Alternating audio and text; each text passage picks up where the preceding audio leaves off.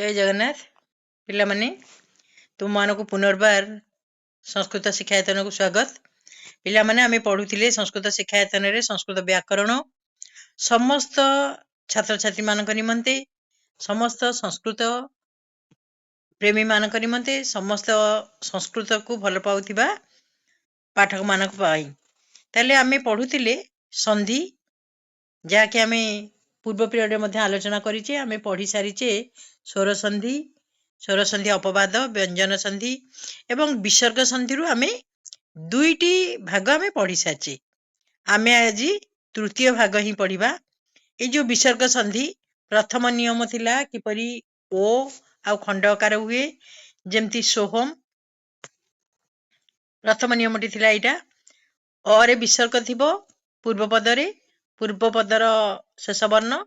एवं उत्तर पदर आद्य वर्ण जदि अ थिबो ताले ओ होबो।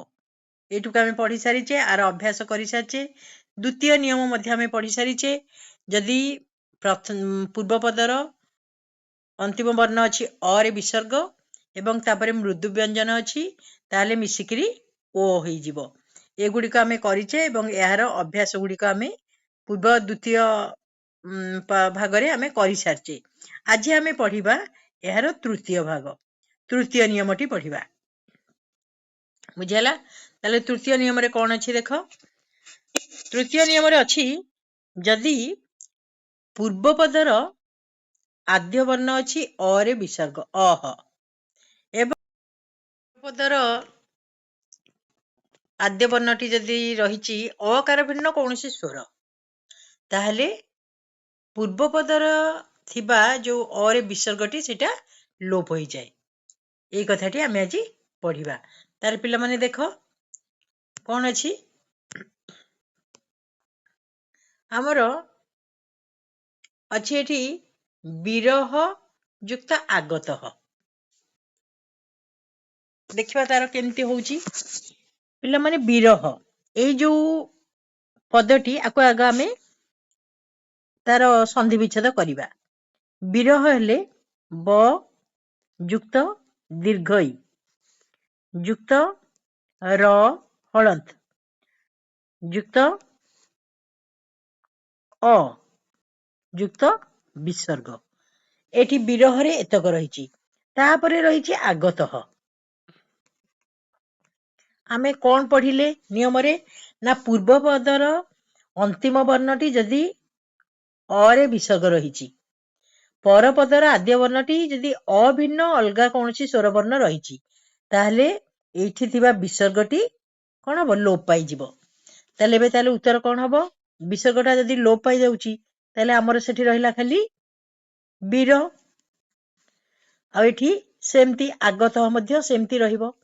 ताले हला वीर आगत केवल हमर विसर्गटी लोप पाइला।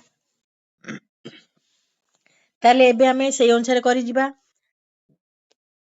धर्मावतार युक्त इब ताले पूर्व पदरे अछि विसर्ग पर पदरे रहिछि स्वर वर्ण इ ताले एठी विसर्गटी ही लोप पाई जिवो। ताले अब धर्मावतार इब हैला कोन रेबो सेठी धर्माव तार इब जा केवल विसर्गटी लोप पाइला। हैला पिला माने ताले एबे देखो तापरे मल्लह युक्त आस्फालयति ताले केवल मल्ल आस्फालयति सह युक्त उत्तिष्ठति स उत्तिष्ठति केवल विसर्गटी उठी जिवो।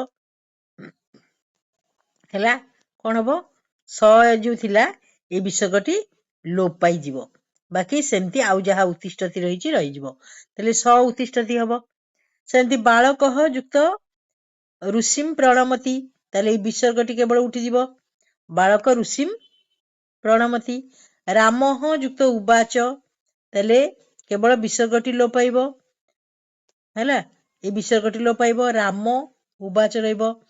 राम युक्त अगच्छत विसर्गटी लोप पाइबो राम अगच्छत। श्री अरविंद युक्त ऋषि श्रेष्ठ ताले खाली रहइबो श्री अरविंद ऋषि श्रेष्ठ। कुत युक्त इच्छति ताले केवल विसर्ग उठिबो। अर्जुन युक्त उवाच हबो खाली अर्जुन उवाच। सूर्य युक्त उदेति सूर्य उदेति बुझिपारछ विसर्ग गुड़ाक ही उठिଯିବ कारण एपटे अभिन्न अलगा स्वर वर्ण सब रही सेमती मधुर युक्त एस युक्त विषय ताले मधुर परे एस अछि तेणु मधुर एठू उठिगला मधुर एस तापरे एस एठी मध्य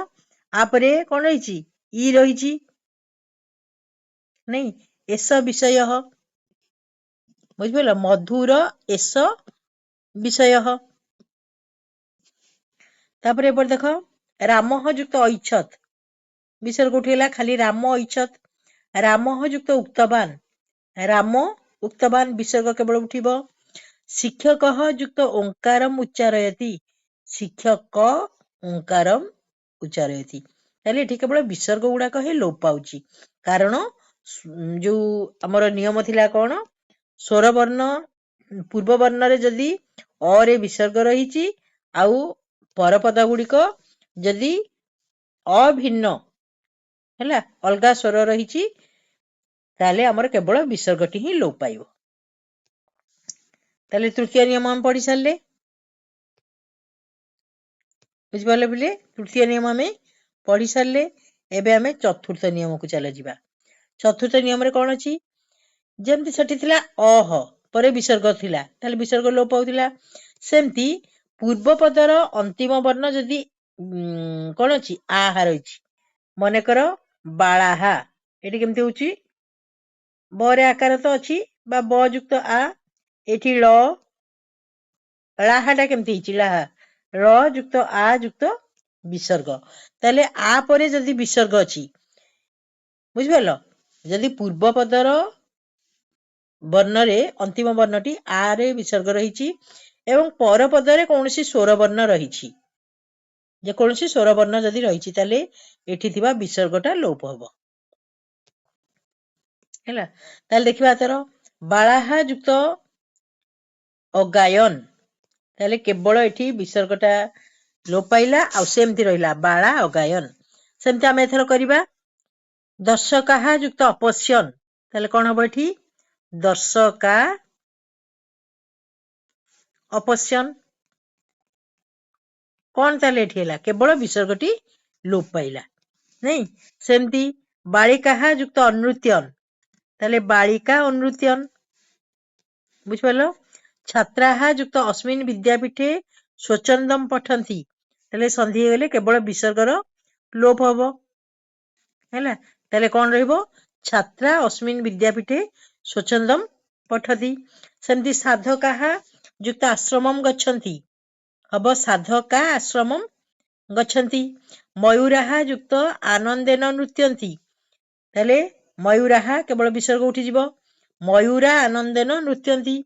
छात्राहा युक्त ईशोपनिषदम पठन्ति ताले खाली हबो छात्रा ईशोपनिषदम पठन्ति बुझिला छात्रा इमे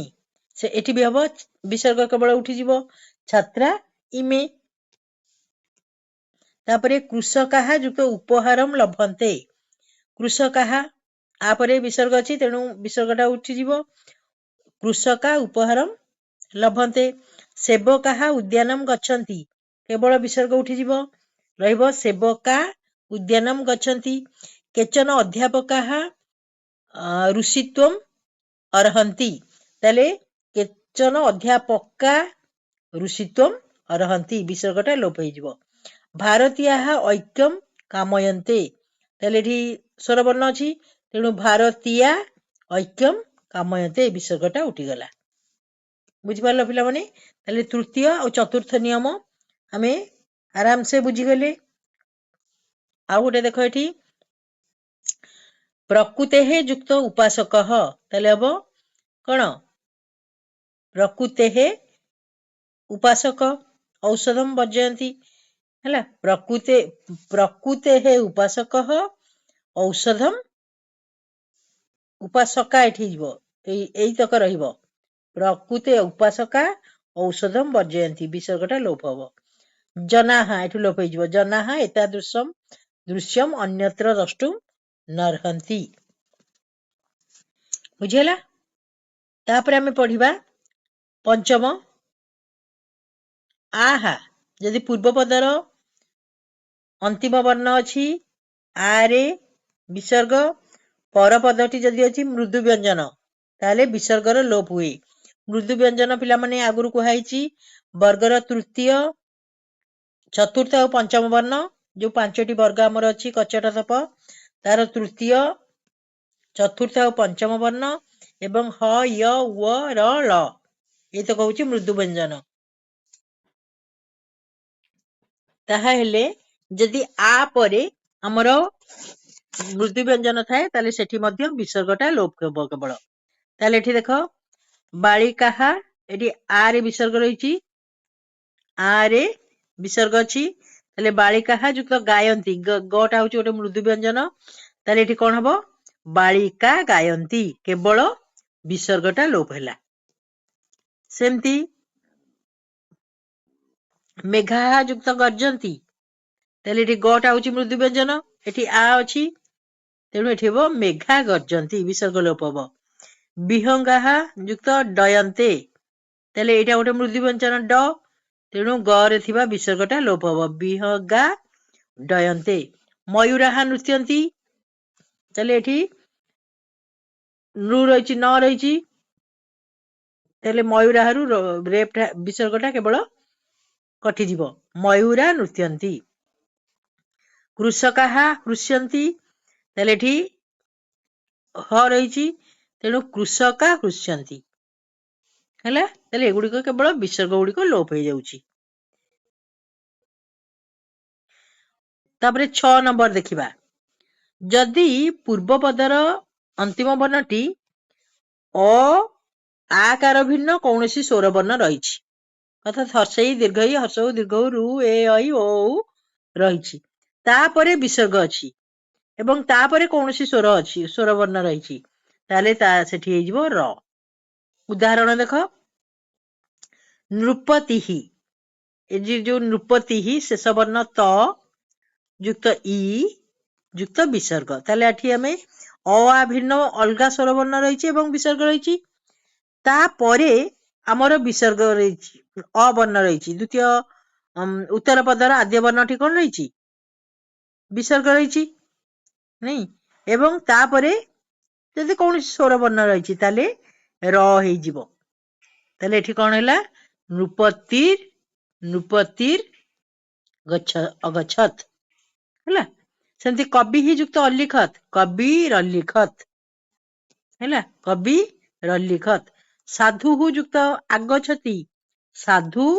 रागछति हैला कोन हबो एठी साधु एटा तो र हे जिवो एठी साधु रागछति स्वर वर्णटी रहिला शुद्धि ही युक्त एसह शुद्धि रेसह शुद्धि रहिला हैला विसर्ग उठी गला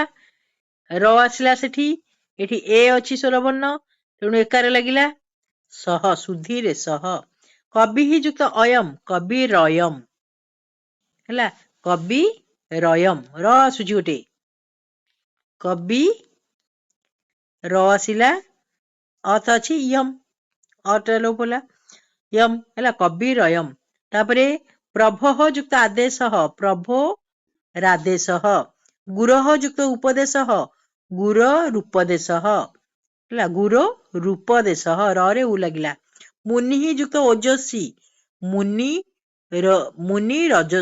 रोजसी मुनि र आसुथिला तादे ओ मिसिला रोजस्वी भूपते युक्त उद्यानम भूपतेर रुद्यानम भूपते रुद्यानम प्रभु युक्त उवाच प्रभु रुवाच